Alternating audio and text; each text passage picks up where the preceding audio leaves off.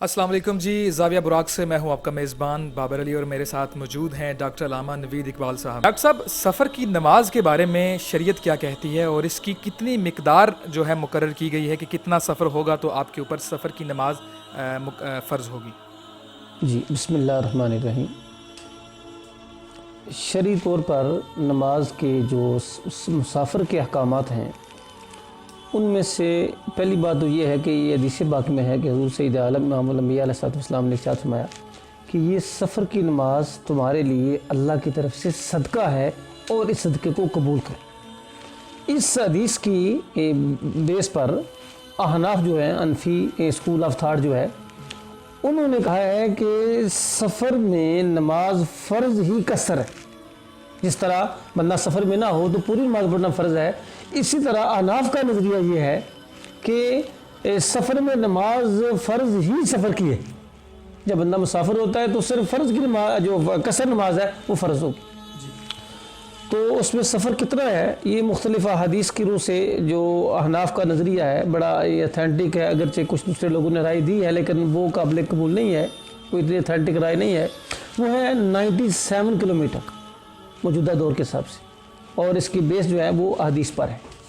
تو 97 کلومیٹر جو بندہ ایک طرف کا سفر کرے گا تو وہ جو ہی گھر سے باہر نکلے گا اپنے گاؤں سے تو اس کی قصر نماز شروع ہو جائے گی۔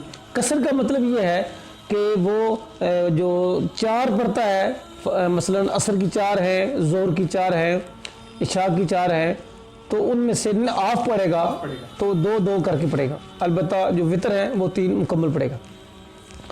پھر اگر وہ وہاں جا کے ٹھہرتا ہے اور اس کا قیام 15 دن سے کم ہے تو جتنا عرصہ وہاں رہے گا اور اکیلا نماز پڑھتا رہے گا تو پھر وہاں وہ قصر بھی کرتا رہے گا۔ ہاں، اگر وہاں کے مقیم امام کے پیچھے جو وہاں کا رہنے والا ہے اس کے پیچھے پڑھے گا تو پھر وہ پوری نماز پڑھے گا، کیونکہ جب بندہ کسی کا مقتدی ہوتا ہے تو وہ امام کے تابع ہوتا ہے۔ اچھا، تو اسی طرح روزوں کا بھی ہے۔ لیکن ڈاکٹر صاحب یہاں پر اگر آپ بتا دیں کہ فجر کی نماز کے اندر سفر کی نماز کتنی امپلیمنٹ ہوگی؟ فجر میں اور مغرب میں یہ قصر نہیں ہے، اس لیے کہ پہلے 2 ہیں اور یہ پہلے 3 ہیں، تو اس میں پہلے تخفیف موجود ہے، اس لیے باقی رہا مسئلہ سنتوں کا اور نفلوں کا۔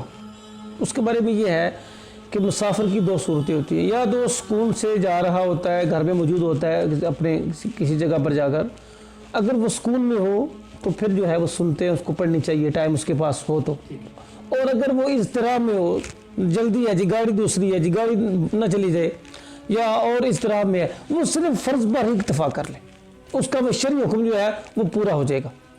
تو اسی طرح جس طرح نماز ہے احکام ہے، اسی طرح روزے کے بھی احکام ہے۔ اگر سفر 97 کلومیٹر ہے کسی مسافر کا تو اس کو روزے میں 2 صورتیں جائز ہیں، اگر چاہے تو روزہ رکھ لے، اگر چاہے تو وقتی طور پہ اس طرح کا نہ رکھے اور بعد میں قضا کرنا ضروری ہوگا، یعنی گنتی کی تعداد اس کو پوری کرنا ضروری ہوگا۔ اور جو سفر ہے کی نماز ہے اس کے بارے میں خاص مسئلہ یہ ہے، اگر بندہ 15 دن سے زیادہ کہیں جا کے رہے گا تو وہ مسافر نہیں رہے گا۔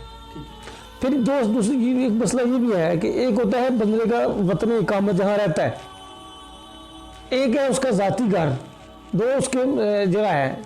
مثلا ایک بندہ لاہور جاب کر ہے تو راستے میں تو مسافر ہوگا، لیکن جب جاب میں پہنچ جائے گا تو وہ اس کا وطن اقامت ہے، یہ وطن اصلی اس کا کھاریاں، وہ وطن اس کا اقامت ہے جہاں وہ ٹھہرتا ہے۔ تو وہاں جا کر چونکہ وہ اپنے گھر میں پہنچ چکا ہے تو وہاں وہ قصر نہیں کرے گا، راستے میں قصر ہوگی لیکن وہاں جا کے قصر نہیں ہوگی۔